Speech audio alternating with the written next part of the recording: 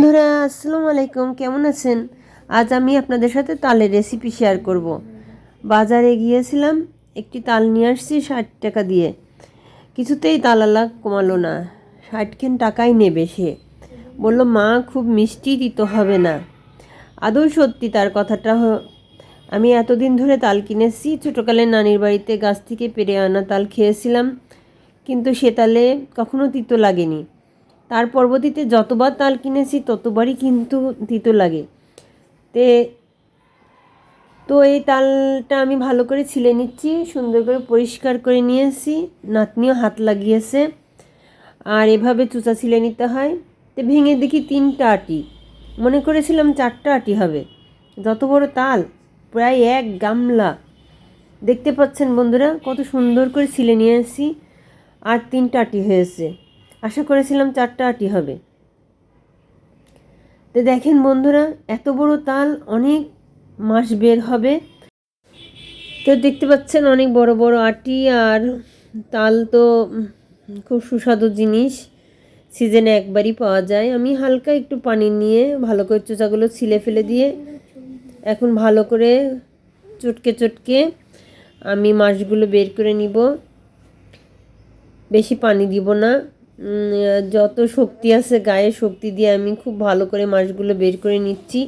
বেশি পানি দিয়ে গোলাটা বের করা যায় তাহলে কিন্তু রান্না করার সময় ফুটবে গায়ে, আর খুব সিরিয়াস জিনিস, ফুটে চোখ মুখ কানা হয়ে যেতে পারে। খুব সাবধান বন্ধুরা। তা আমি 3টা তাল ভালো করে কষলিয়ে এতটা মাছ বের করে নিয়েছি, দেখতে পাচ্ছেন। আর খুব গাঢ় থকথকা অবস্থায় বের করছি। তো সাথে আমি 2টা এলাচ ভেঙে দিচ্ছি, ঘ্রাণটা তাহলে খুব সুন্দর হবে। আর বাড়ির তৈরি করা ঘি দিয়ে কিন্তু আমি তালের এই ক্ষীরটা রান্না করব। আমি সম্পূর্ণ ঘি, প্রায় আধ মতো ঘি দিয়ে দিলাম, আর সাথে 2টা তেজপাতা চিড়ে দিয়েছি। এখন আমি সেই দেখতে পাচ্ছেন কি গাঢ় আর মিহি সুন্দর করে সেকে আমি বের করে নিয়েছি মাছটা। এই মাখো মাখো তালের গাভিটা আমি এত সুন্দর করে বের করেছি যাতে গায়ে ফুটবে না। সাথে কিছু কালো জিরে দিয়ে দিচ্ছি।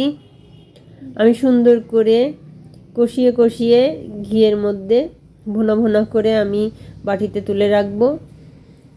যখন পিঠা টিঠা তৈরি করি তখন যাতে বের করে টপ করে যে কোনো পিঠা তৈরি করা যায়, কিছু মুড়ি দিয়ে খাবো। তো এখানে আমি চিনি অ্যাড করলাম আর কিছু কালো জিরে। তো মনে হচ্ছিল যে তাল জাল দিলেই তো একটু তিতো লাগে, মনের মধ্যে কেমন কেমন লাগছিল। তবু আমি খুব সুন্দর করে রান্না করে নিলাম। দেখতে পাচ্ছেন আর ফুটছে না, কারণ আমি অনেক শক্ত করে আমি গাভিটা বের করে নিয়েছি।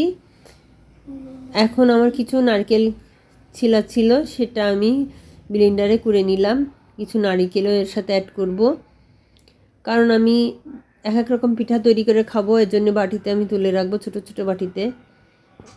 আর কিছু নাতনির সাথে করে মুড়ি দিয়ে টাটকা টাটকা খেয়ে নিব।